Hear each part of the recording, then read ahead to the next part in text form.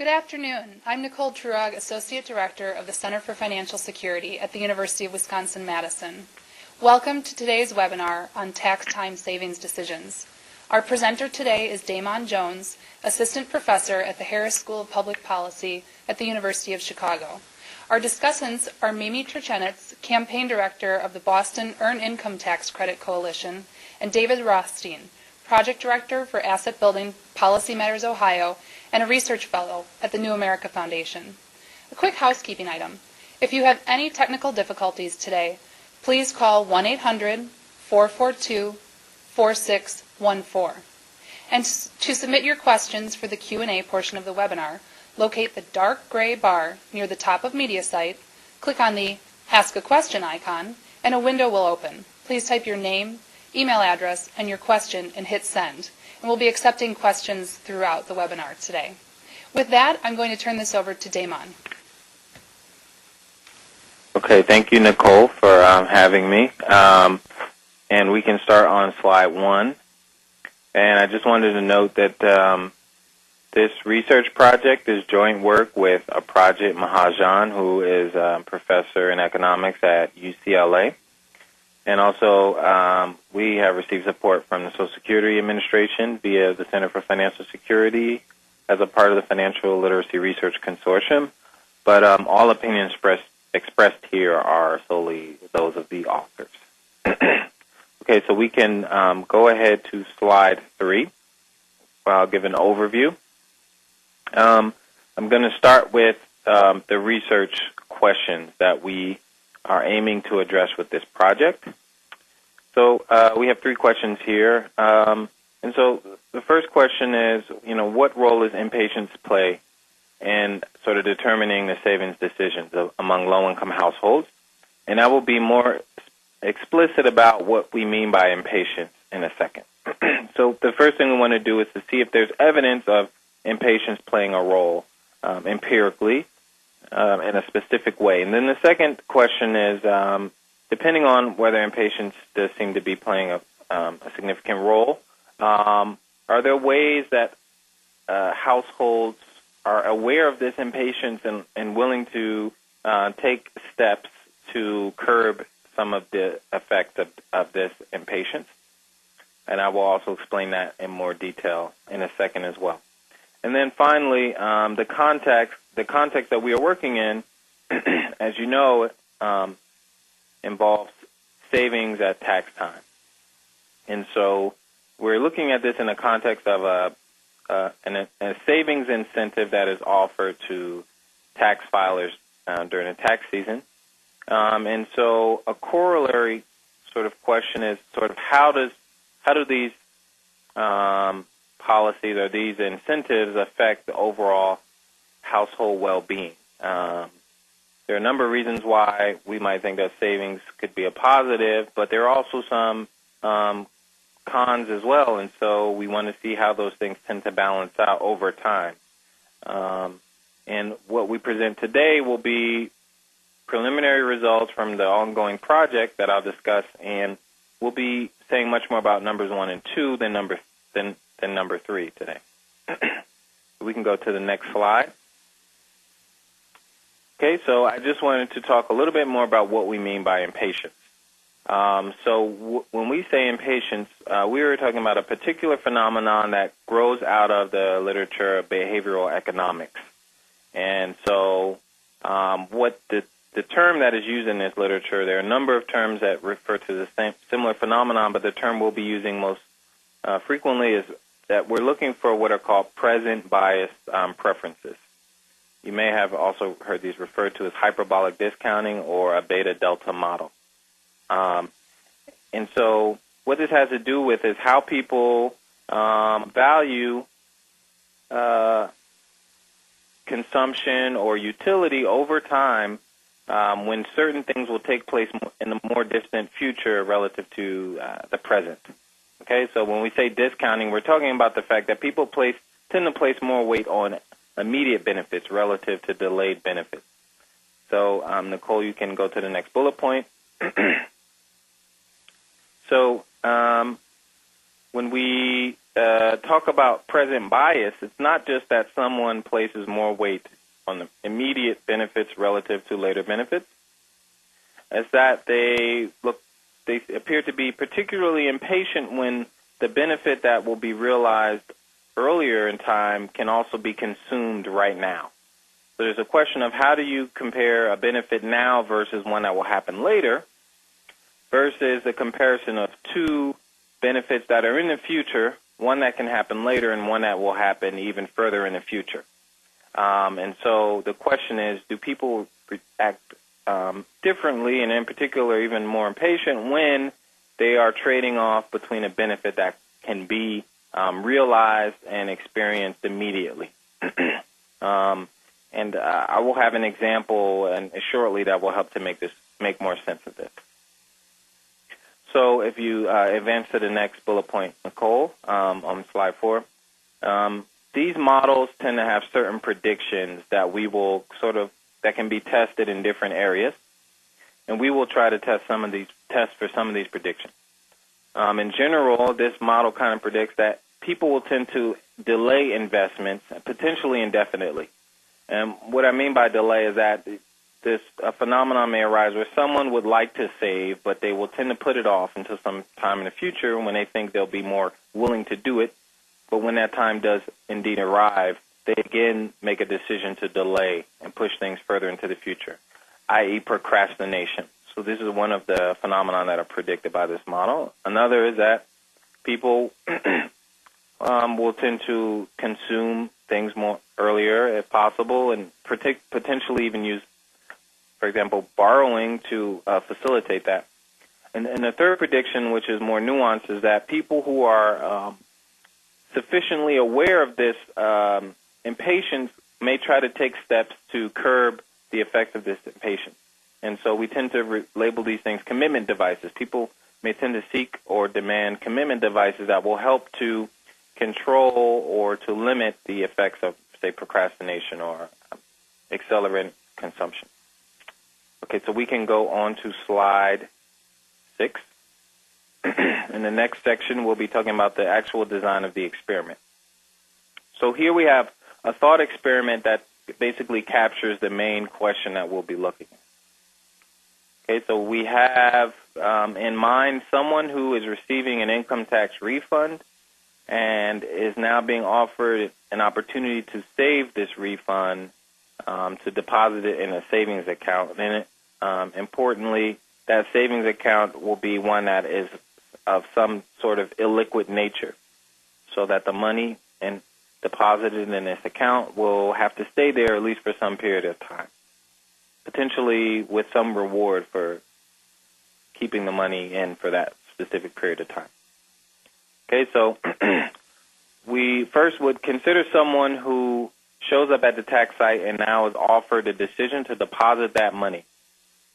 They're trading off the benefit of having that money available now vis-a-vis the benefit of having that money available later, and potentially having more money available later if there is a savings match.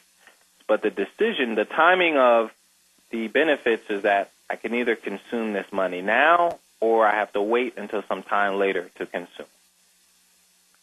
Okay, so Nicole, we can go to the next bullet point, slide 6. So we want to hold that example in mind, and now we want to look at an alternative scenario where someone has the same decision whether or not to save the income tax refund, but they can make the decision before the tax season. So before they show up at the tax site, at some point where we have a pretty good idea of what their refund will be, and we want to ask this person, would you like to open a savings account when you come in to file your taxes? Now the person is making a similar comparison about the benefits across time. They will either be able to have their refund available once they show up to the tax site, or they will have their refund available sometime even further in the future after they file their taxes. But both, from the vantage point of this decision maker, both things are happening in the future.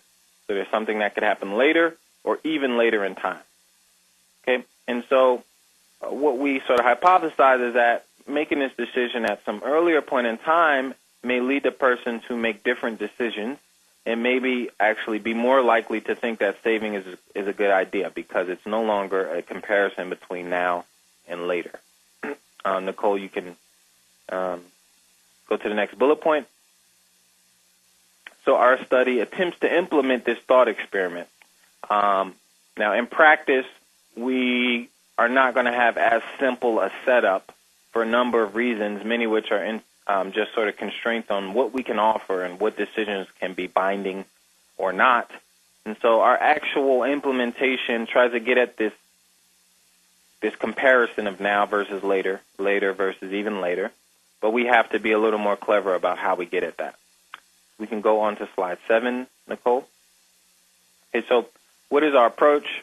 We're going to use a combination of tools, interviews, surveys, and also a savings product that we will randomly offer to some of the individuals in the study. And these things are used in combination to allow us to test for and measure these preferences, these present bias preferences, or I've mentioned or referred to them here, timing consistent preferences, but basically to test for this phenomenon of impatience. Okay, we can go to the next bullet point. So we contact everyone prior to tax season and inform them of this savings incentive that will be offered during the time that they actually file their taxes. And a subset of individuals will be allowed to make what's called a soft commitment ahead of time. And I will define that in more detail in 1 second. But this gives you a basic idea of the timing. So, Nicole, we can go to the next slide. And so finally, during the actual tax season, when people show up, they make their final savings decision. And there are incentives that are offered that encourage one to save, and they in part depend on the previous commitment decisions for some of the individuals who have to make commitment decisions. Now, at this point, I'd like to mention or acknowledge that there seems to be a lot of moving parts. So we'll discuss them in a little more detail. But we'd also just like to point out that this global picture has a lot of moving parts, but to the extent possible for each individual in the study, they're presented with a much more simple structure that only pertains to their individual incentives. And then we look across individuals who have different types of incentives to try to draw some conclusions. Okay, so Nicole, we can go on to slide 8. So there are 2 basic subgroups in our study. The first group is used to measure what I'll deem baseline impatience. So this set of participants were offered a savings decision at tax time. They were offered a savings product that we labeled Save Up. In a second, I'll talk about the group that we collaborated with and sort of where this name is derived from, but it's a savings account that is illiquid. Nicole, you can go to the next bullet point. So the Save Up account is an illiquid savings account that requires one to leave money in there for 8 months. After keeping the money there successfully for 8 months, there is a savings match that is given to the individual.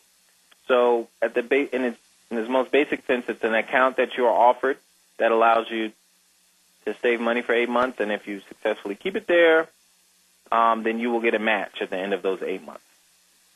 Within the set of people offered this savings account, we added 2 additional incentives, depending on which group you were in within this general group. Some received an additional incentive to save, an extra $50, but that incentive would be received immediately. So the idea is that in addition to the baseline savings match, you can get an additional match, an additional amount added to your match, and you will have access to that portion of the match right now. Others were offered a delayed incentive, meaning that their savings match was increased, but it was still sort of backloaded. Everything still is withdrawn at the end of 8 months. Okay? And so what we did was measure the effect of the immediate and delayed incentives. And this gives us what I referred to before as a comparison between now, which typically took place in February, and later, which tended to be in October, 8 months later. So this first group gives us this baseline measure of impatience. How do people respond to an immediate incentive relative to a delayed incentive, now versus later? So, Nicole, we can go to the next slide. Here we have another group of individuals that gives us a measure of what I'm going to refer to as relative impatience. Okay, so these people were offered a slightly different savings product called Save Upfront. Okay, and what this savings product did was it had similar features to Save Up, but it also involved a soft commitment option that happened prior to tax season. So this project involved contacting people prior to tax season. Nicole, you can go to the next bullet point. And so what the Save Upfront account is an account just like the Save Up account that you can open when you come to file your taxes. But in addition, individuals can elect ahead of time whether or not they predict that they will save or not. Okay, so you're asked in the fall to commit to either saving or to say that you cannot commit to saving. Okay? And the commitment is non-binding, which means that you can change your mind when you show up to the tax site. And this is just a reality that we couldn't hold people to this commitment, but we wanted to make them matter. And so when you do commit, if you successfully follow through with your commitment, whether your commitment was to save or your commitment or prediction was that you could not save, there's an additional reward for following through with your commitment. So committing to saving makes saving at tax time more rewarding. On the other hand, if you do not commit to save, then it makes not saving less costly. And what that means is that basically we wanted people to give accurate predictions, and so there's actually a reason why you would commit, and there's a reason why you would not commit if you really didn't think it was going to happen. And so we wanted to elicit these predictions from people in the form of a soft commitment. So now people in this group are making two decisions, whether or not to commit and then ultimately whether or not to save. And in this group, we gave extra incentives for people to encourage them to commit. Okay, again, the commitment decision is made prior to tax season, sometime in late November and early December. Okay, but the incentive for committing would be paid at different points in time. Okay, either it would be paid in February when you come to file your taxes, or it will be backloaded all the way into October. And the idea here is that we wanted to see how people respond to these benefits, which both happen in the future but at different points in time. And this gives us what I referred to earlier as the comparison between a benefit that happens later and a benefit that happens even later, so February versus October. So the question is, do people respond more strongly to an incentive in February versus one in October, which happens further in the future? And does it matter when they're making the decision, prior to tax season or on the spot during tax season? So there are a lot of details here, but hopefully this gives you a richer picture of what we attempted to do. So Nicole, you can go to the next slide, slide 10, and then slide 11, where I'll talk about a little bit about how we implemented this study. So here in slide 11, I've listed some details of the different components and players that were needed to actually take this project and launch it. What I will talk about mostly today is the first year of the study, which took place in New York City around and during tax season 2011. The group that we partnered with, we were fortunate to find a partner, the Financial Clinic in New York City, which was willing to administer this project with us, or administer this study among their tax customers. So the Financial Clinic is a nonprofit focused on increasing financial security. They use a combination of short and long-term financial planning and coaching, and they also are involved in policy advocacy, and they also are involved in research projects such as this one. So they have a number of different ways in which they serve their constituents. Our study was focused on one of their tax sites, which was in Lower Manhattan. And that's going to be important. I'll come back to the geographic issues later. But in order to offer a savings account, we also needed a local bank to help to provide the actual savings accounts. We needed accounts where deposits could be made directly from the income tax refund, and then additional money could be deposited into the savings accounts. The savings matches the incentive. So we partnered with a local bank that was located in Bronx, New York. So geographically, these are different parts of New York City, which we'll keep in mind. And then we also had a number of research assistants. So we had staff from the financial clinic and also additional research assistants, mainly graduate students, but also generally we hire research assistants based in New York City and also based here in Chicago to help with the implementation of the study. Okay, so Nicole, we can go to slide 12. Okay, so prior to the tax season, we had to contact participants to enroll them in the study and to administer surveys, and also for those who made commitment decisions, we had to collect those decisions. Okay, so we administered phone interviews. We found that getting in contact with the participants was a long, drawn-out process. It involved multiple attempts to reach people. We combined mailings as well as phone interviews and voicemail and things of those nature to finally track down as many as we could. We also had to develop these savings accounts, and there were a lot of details that we had to sort of review in order to produce this savings account. It was basically a CD, but there are a lot of regulations that apply, and so it took a lot of work back and forth with the bank to arrive upon an account that was suitable for this study.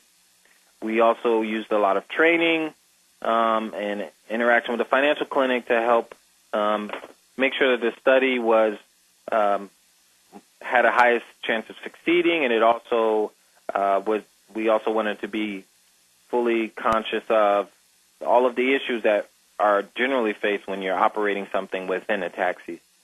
So a lot of preparation was put into place. Nicole, we can go to the next slide. So now that we have contacted people prior to tax season, during the tax season was when tax returns were filed and accounts were opened. So we had to develop a system for tracking people over time to know when they would show up to these tax sites, or to catch them if they showed up to these tax sites at a time when they were not expected to show up. And so that we had to put things in place for that. The savings decisions were made at this time, and because some people had exited the study just due to general attrition, we also recruited a couple more participants on site to help augment our sample. So Nicole, we can go to the next slide, 14, and then to 15. So I will briefly summarize some of our major results. Okay, so the first point that was became clear after starting the study is that attrition was a major obstacle. So we had an initial list of people that we wanted to contact based on clients from the previous tax season 2010. So we called these people in the fall and winter of 2011, and we were able to reach at most 40%, between 20 and 40%, depending on the treatment group. And so right there, our sample size increased significantly. Now, if you go through the entire study, the share of people that actually completed the entire study, meaning they were called, they came to the tax site, and they made a final decision whether or not to open an account, that comprised roughly 10% of the original sample. Now, data was collected for more than 10% of the people over time, but the number of people who completed the entire study were 10%. So that created some statistical challenges, which I won't go into detail about, but I'll give you the sort of punchline from the first year of the study, which is that the predictions of the beta-delta model, or this model of present bias preferences, were generally borne out in the sense that the savings incentives increase people's likelihood to save, and for that first group that was on site, the effect of the immediate incentive was stronger than the effect of the delayed incentive. Okay, so what I mean here is that there were an increase of take-up of the savings account of 40 percentage points for those who were given this additional immediate incentive, whereas the delayed incentive only gave people an increase of about 10 percentage points. The next line shows you that in terms of those who were contacted prior to tax season, we gave them an incentive to help them to commit. This was the early and the late treatment. So here it says treatment. It says a delayed treatment here, but that should say late. Sorry for the typo. But whether it was an early or delayed incentive to help people to pre-commit, i.e. whether they were going to be paid in February or October, from the vantage point of, say, November, the effect was the same. It was sizable, but it was similar. So there was less of a difference. So there was an increase of about 30 percentage points for the probability of committing to saving, depending on whether you were offered one of these incentives. But when the incentive would be actually paid to you did not matter as much. So, Nicole, we can go to slide 16. So when we look at the ultimate effect on how much people deposited into these savings accounts, the $50 immediate incentive, as I pointed out, the incentive that was offered to people on the spot was many times greater than the delayed incentive. And if you look at the average savings deposit, those who were given an immediate incentive were depositing $200 more on average relative to the control group that deposited $400.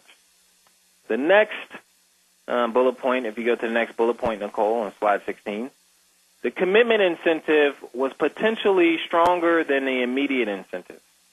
So what does that mean? So people who were contacted ahead of time and given a chance to commit, we look at ultimately whether or not they saved and how much they saved.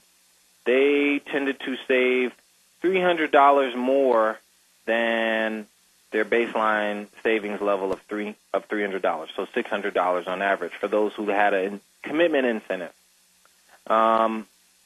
However, this seems like a stronger intervention, but you have to balance that with the fact that when you contact people ahead of time, a lot of them do not show up to the tax season after the fact, and so you have to balance this stronger effect against the possibility that you will reach less people when you focus on people ahead of tax season as opposed to on the spot. Okay, so, and Nicole, if you go to the next slide, slide 17, and I'm almost finished. Through our first year of the study, we recognized really a number of challenges to implementation, which will also speak to whether or not such a product or savings product or study is scalable and applicable in other contexts. Okay, so the first thing is that recruitment and retention required a lot of resources. In particular, keeping people within the study over time seemed to be very hard to do, and it took a lot of resources and research assistants and things of that nature to keep people in the study. So when trying to stay with people over 2 tax seasons or even over time from November prior to tax season to the actual tax season, we found that there was a lot of slippage. The other thing is that with a tax preparation nonprofit like the Financial Clinic that has multiple sites, when trying to get people from sites, say, in Queens, New York, to participate in a project, but the project is only available in Manhattan, we also found that served to be a big challenge as well. So those are 2 things that you need to take into account. Your initial sample size may not match up with your ultimate sample size. We also were fortunate enough to find a bank that would partner with us. So we were lucky enough to find a bank that would work with us, but there were issues that we faced in terms of navigating banking regulations and also the accessibility of the bank. So the bank that we used was not sort of a bank with branches on every corner. And so that might have limited the effectiveness of the savings account, depending on whether people thought that they would be able to make it up to this bank to withdraw their money. We had a lot of personnel that were used, and so we had to leverage technology to make use of a lot of remote parties. So a lot of the data was entered on the web via a tool called Salesforce. And in addition, we had to make sure that we had quality control in place. So we used a lot of web-based training that made sure that everyone was getting the same information in terms of their training for how to implement our surveys and things of that nature. Finally, the most important thing was having the financial clinic, which was able to help to accommodate us and work with us on this study. Now, this is an organization that values research so much so that they are able to put some of their capacity towards doing these types of projects. But we realize that it's not necessarily possible for all organizations to do such a thing. So you want to be cognizant of the additional capacity that's going to be needed to do a study like this or to implement a new savings account like this. And the one thing that's not on this slide, but we also needed money to fund the savings matches. And so our results are most applicable to a place where savings match is being thought about, but in terms of how it's going to be designed, there are ways you could alter the design in terms of the timing of the savings match to perhaps increase participation. But there was an amount of funds that had to be raised through grants and things of that nature to help to put money into these accounts. So places where accounts are already being considered, and there are some places that do have these matches, some of our results could speak to how you might want to design this to be the most attractive to your participants. So, Nicole, if you go to the final slide, the last thing I want to say that we're now in the middle of year two. Year two focused on tax season in 2012. We brought on more personnel. We tried to ramp up our training, and our preliminary results are still in being processed. We found that the incentives seem to work similarly to last year, in the first year, in terms of take up and increased savings. Our evidence on the type of impatience that we've been talking about seems to be less robust, but we're still in a very preliminary stage of looking at the data. In terms of the question of whether savings accounts on the long term help make people better off, we're still conducting longitudinal analysis to try to answer those questions. So sorry for going a little over time, but looking forward to answering the question. Okay, great. We'll turn this over to Mimi. So good afternoon, everybody. I'm looking at the slides here for the first time. I see this lovely old picture of myself. Isn't that nice? So that's me with the big orange scarf, if people are there. That's on the discussion page. So I'm moving to the slide that says Boston EITC Coalition History. I don't have my slides numbered, so I'll just do next slide from here on in. So hi, everybody. I'm Mimi Churchnetz. I'm the campaign director for the Boston EITC campaign. I have a couple of slides of history, just that we are a campaign in Boston, launched in 2001, so we're currently moving into the 12th tax season. We are a public-private partnership. I work for the Mayor's Office of Jobs and Community Services for Mayor Menino, but the campaign is public-private with a lot of community partners and regulators, the Boston Fed Reserve, FDIC. Oh, my God, my phone is ringing. I have to shut it off. Sorry, everybody. And local community partners like Action for Boston Community Development, Dotwell, D2D, and others. Next slide. We have been running a tax campaign here, as I said, for going into the 12th year. We kind of started small like most tax campaigns. Our first year we had 12 sites and did about 500 returns. We've now, 11 years later, had 24 sites last year, did close to 12,000 tax returns. Over the past 11 years, we've served 90,000 taxpayers, and those taxpayers directly received $100 million in tax credits and refunds. We also are committed to doing this work in multilingual capacity through something called the Ambassador Program. So we do this in 7 languages, and we are completely committed to inclusion and disability access. Next slide. So for folks who are kind of new to this field, if there are people in the call that are, there's a real collaborative effort between the free tax field and the asset building field, and over the past decade there's been a real attempt to integrate savings and asset building into free tax preparation. So in a lot of ways, the Boston campaign grew up in that work. We were funded, like a lot of the tax work, by the Casey Foundation and some others that really helped to think through some of this stuff. A lot of folks across the country were doing work around savings strategies. We have a pretty extensive annual taxpayer survey, and we learned from our taxpayers that they were more interested in credit advising and issues around credit than they were about banking per se. although 20% of folks in Boston are unbanked or underbanked.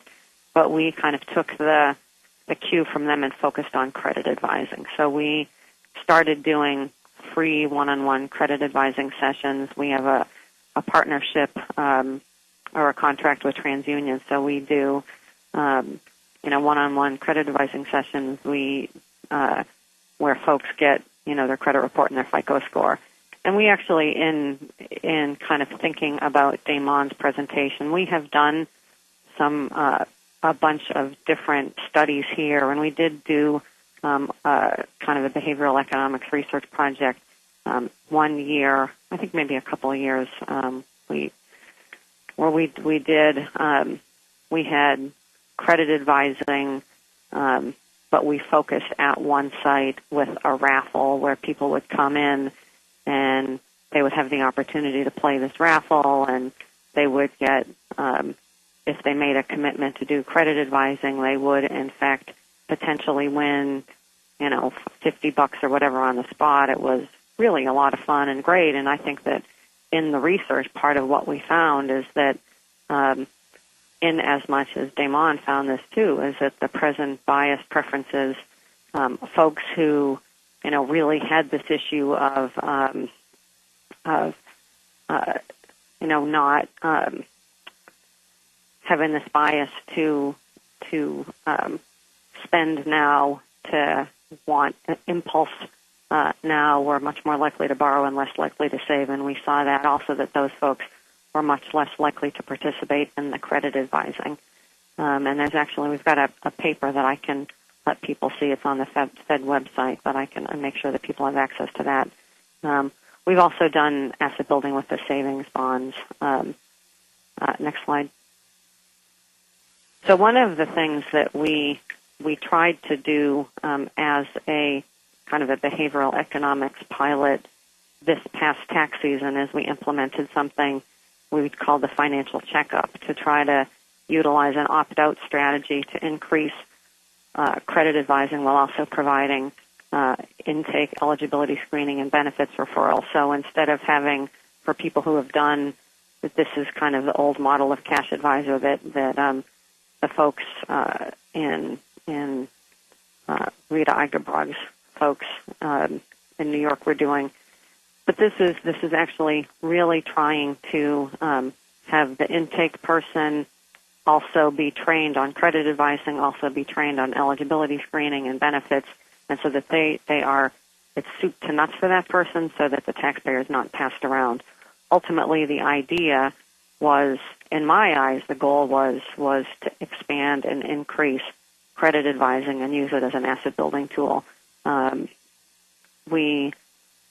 One of the significant differences with this kind of strategy versus some of the work that Damon and folks have done is that all the financial guides are volunteers.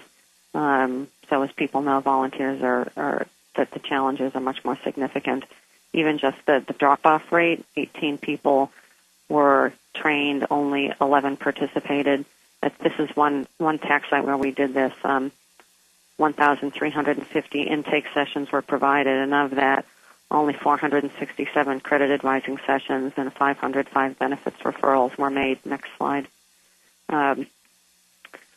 This pilot, really, I thought that the results were going to be much better. One of the things that I don't have on the past slide, which is really significant, is that it ended up being a great system for tax preparation because the rate for the amount of errors, the tax error rate went down dramatically at that tax site, but that was interesting. That's not what we're trying to do. Anyway, lessons learned just briefly. Training protocols very, very hard to try to do this kind of work with here, working with volunteers, and you're not with, have a research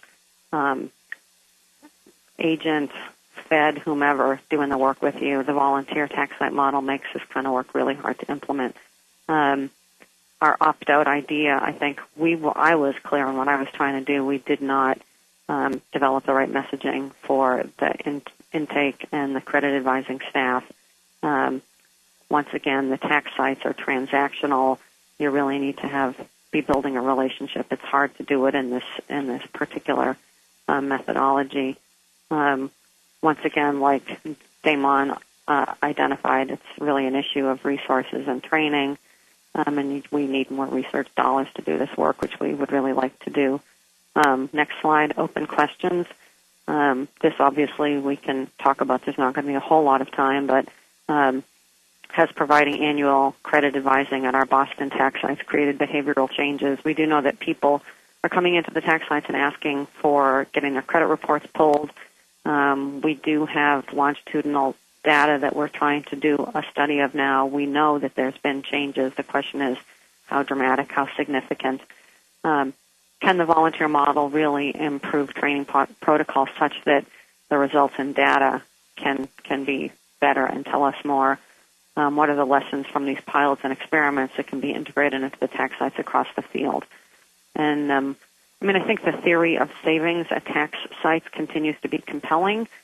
Can we, what are the findings of the pilots? Are they replicable? Are they scalable? It's very hard. Everybody knows how hard it is to do this and then do lessons learned and then integration.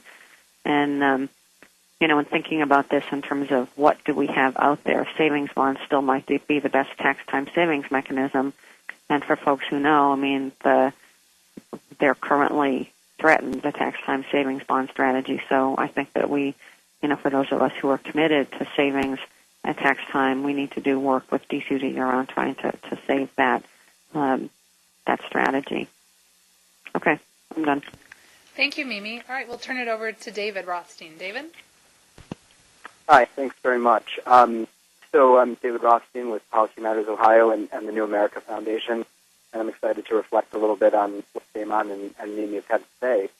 I'm going to talk a little bit about the pilot that we did in Franklin County, which is where Columbus, Ohio is, and talk about some of our results, but also sort of reflect a little bit on some of the work that also my colleagues have done at New America, and Rachel Black and Reed Kramer, who have written a little bit on the SAVE NYC model over time. So you can go to the first slide if you want. So in Franklin County, the program was called Save Now Plus because there was a program that already existed called Save Now that was administered through the state of Ohio, and it was a linked deposit program where other banks were actually able to partner with the Department of Treasury, the state treasurer, and actually get a 3% interest bonus for accounts that were opened as savings accounts. The accounts had to be open for a month, and 12 months, and on that final month, a 3% interest match was basically put on to the end of the account. So, and they did it up to $5,000. So it was a little back-end sort of bonus and match there. We offered it to 400 clients that were picked at random through about three of the free tax sites in the Free Tax Coalition.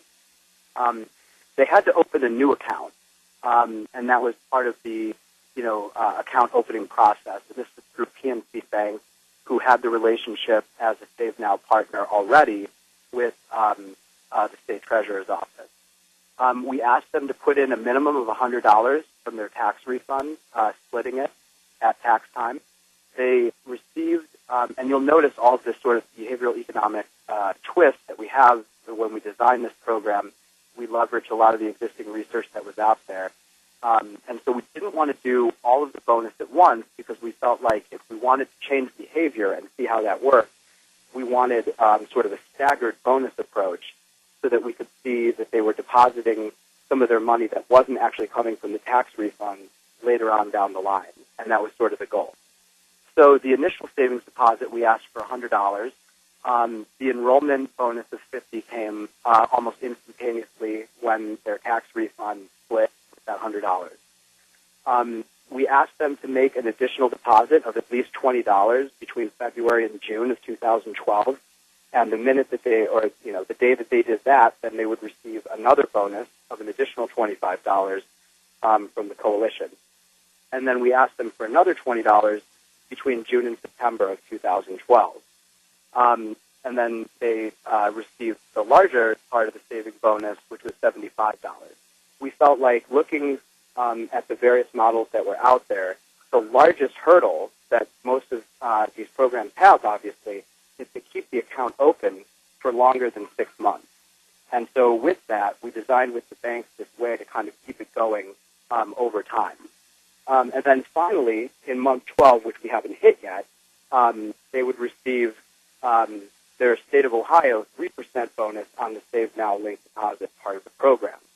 And so you can see on that slide kind of how it maps out for varying degrees of initial savings deposits. Certainly we didn't have anyone that put in $1,000, but we had a lot of people who got sizable refunds, so we thought that it could very well be a possibility.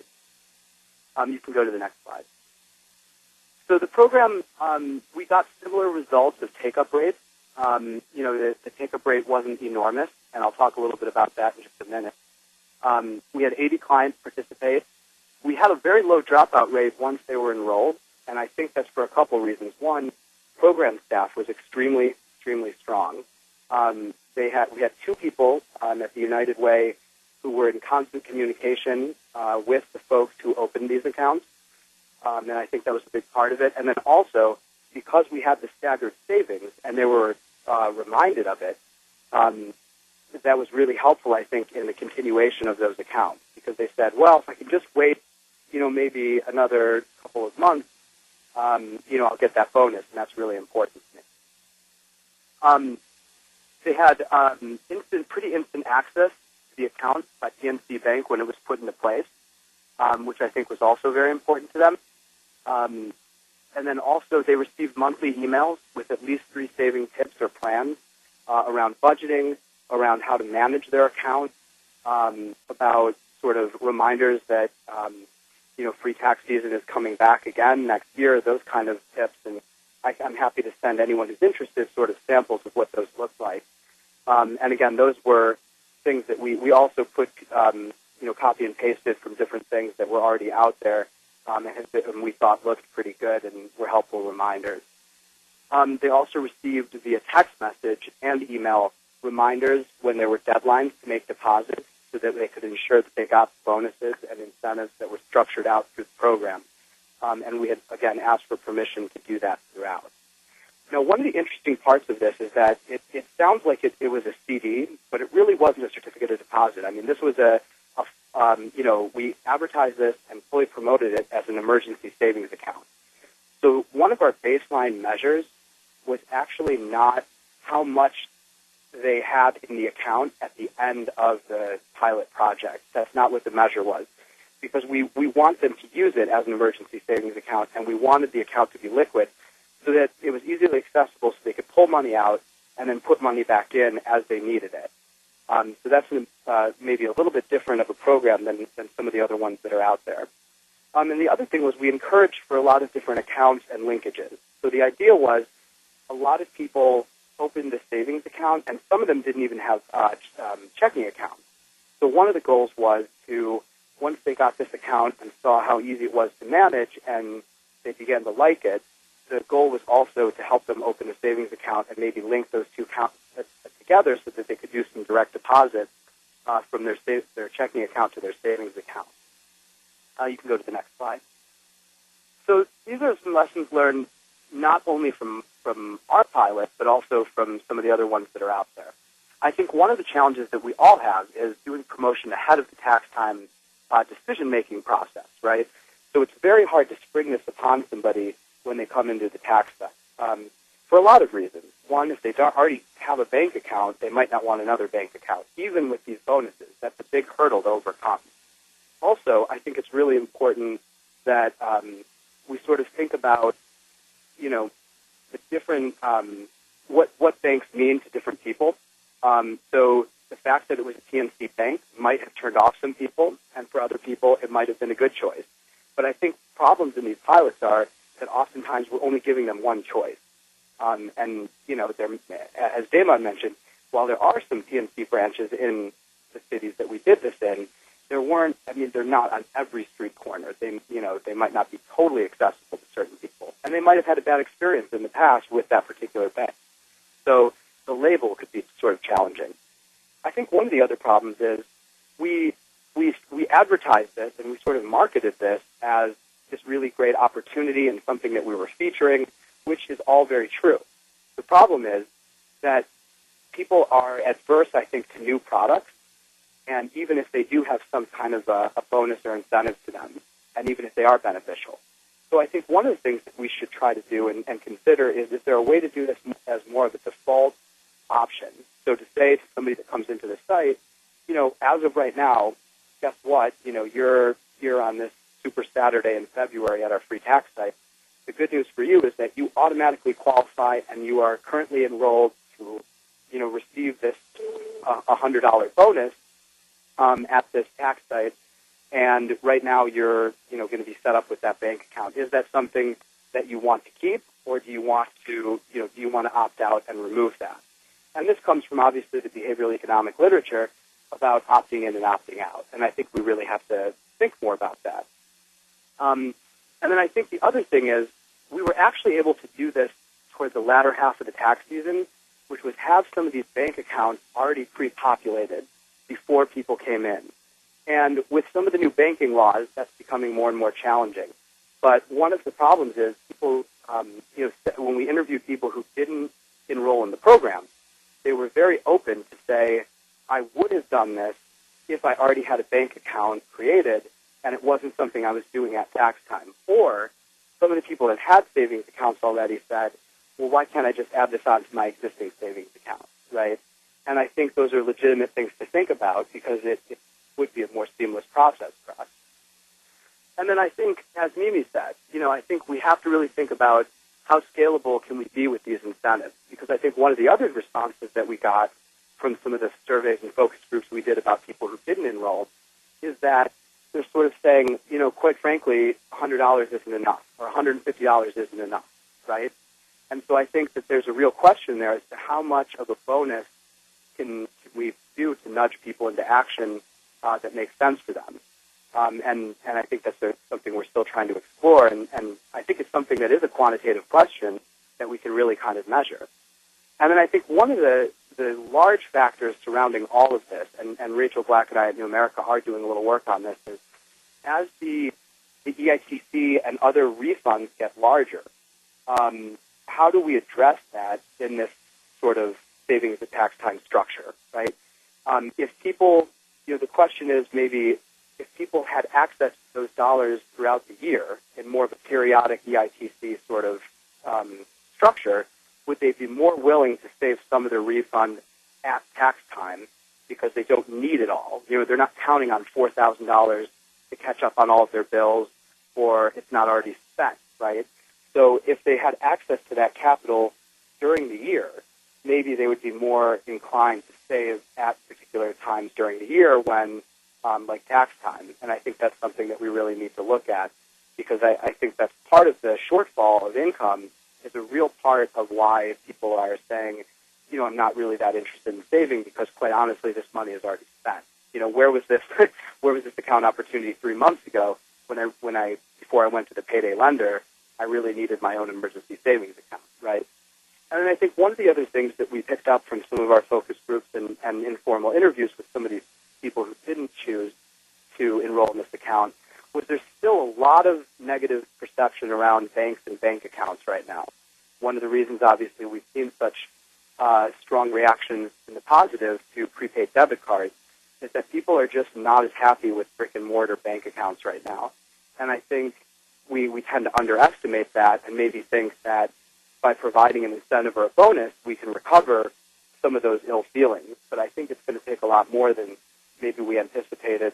And maybe this is just maybe time will heal those wounds. I'm not sure. But I do think that we have to think about, how do we heal the sort of perceptions around, well, I really don't want a bank account. I've had to go to check systems, or I've, dealt with overdraft for the last 5 years. I don't even want to open another bank account. And so I think those are real structural things that we have to address, and they really connect to what Mimi was saying about the idea of savings bond, and that maybe that is the universal product that we should be thinking about building upon. Maybe there's some way to do a savings bond product that's more of a prepaid card in some way that is it's really a savings bucket card. and it's not branded in the sense that it's not a card that comes from a particular bank, but it's more of a government program that encourages you to save, and you can just continue to build on that at tax time. And then the final thing I'll mention is that it's, and Mimi said this, and Damon mentioned this too, so just to bring it home maybe, it's really hard to implement this program because tax forms and the structure of creating, accounts, it's really not seamless, and it's really hard to do at tax time. So if we can create some sort of option on the tax form that allows us to create a bank account in the way of splitting the refund and do it more seamlessly than the 4 steps or so that it at least takes to do it, I think that would also sort of encourage the sites and the people that are doing taxes to be more excited about doing savings at tax time. And with that, I hope that we have some time for questions for everybody. Great. Thank you, David. We do have some time for questions, and so I'll go ahead and this one, Damon, is for you. Could you please talk, Okay. Let's see here. What happened after 8 months in the study? Did people keep money in the savings account, or did they tend to withdraw the money?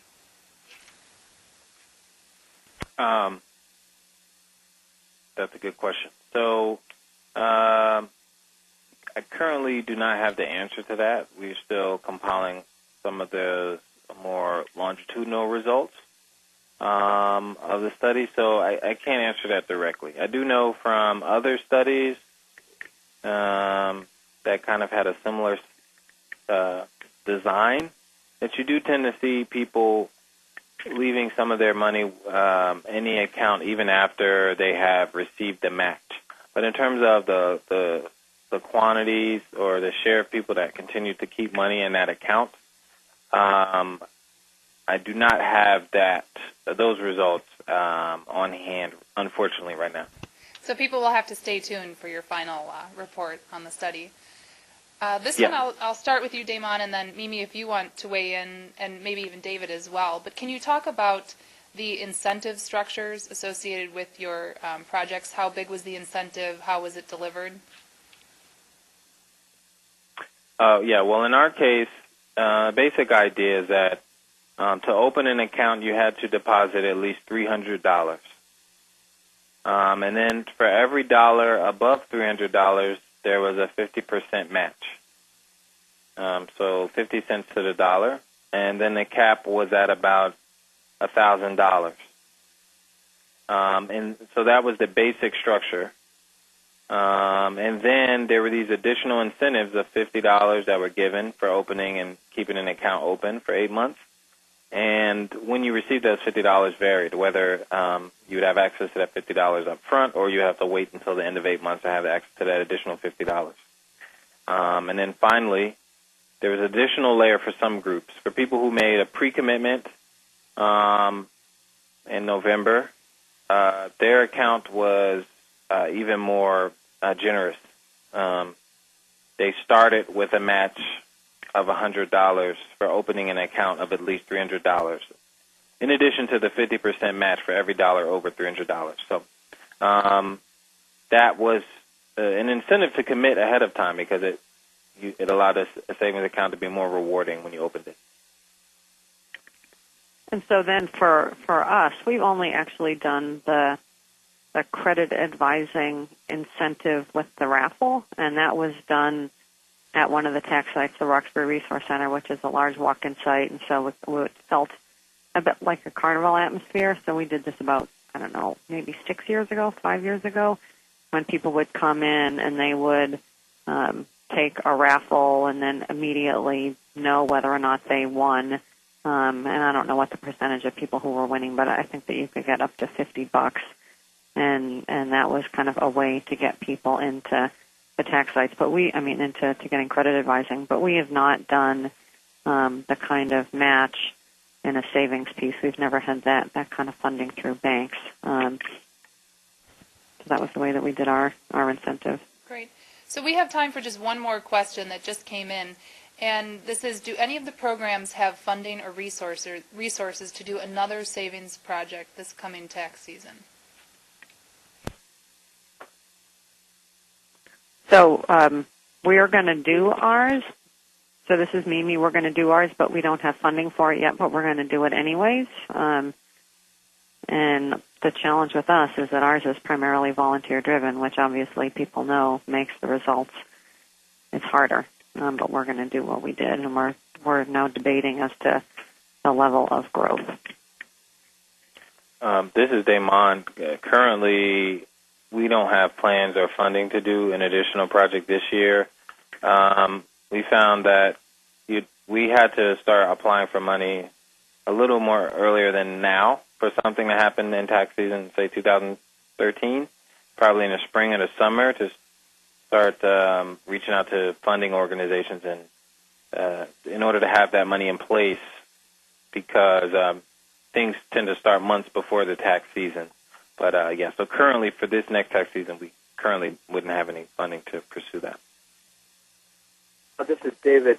We do have another round of funding to do the sort of pilot project just like we did last year.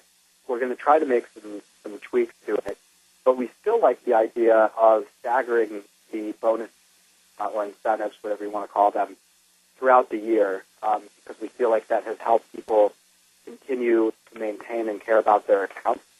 So I think we'll probably design it in a similar way, but with much more aggressive outreach beforehand. And we have had some challenges about the buy-in for doing the opt-in approach that we'd like to try, the opt-out approach, that is, where we have people sort of almost default in taking some of their refund if they qualify for a large enough refund. So the concept was maybe would we see improved results if people that were getting up $2,000 in a refund were sort of automatically enrolled in this, and if they told us, no, I really don't want that, and, we weren't able to sort of convince them that it might be a good thing for them because it might not, then, they would be able to opt out of it, obviously, and still get their taxes done for free. So we're still in the planning stages, so if you have some things that they think we should be trying or things that they think we're doing terribly wrong, we're certainly open to hearing those things. Okay, great. Well, I would like to thank our presenters, thank our participants for being available today. And this webinar and the slides will be archived on the CFS website, cfs.wisc.edu/webinars. And please save the date for the next webinar, which is Tuesday, October 9th, and you'll receive an email with the topic and registration link. Thanks and have a great day.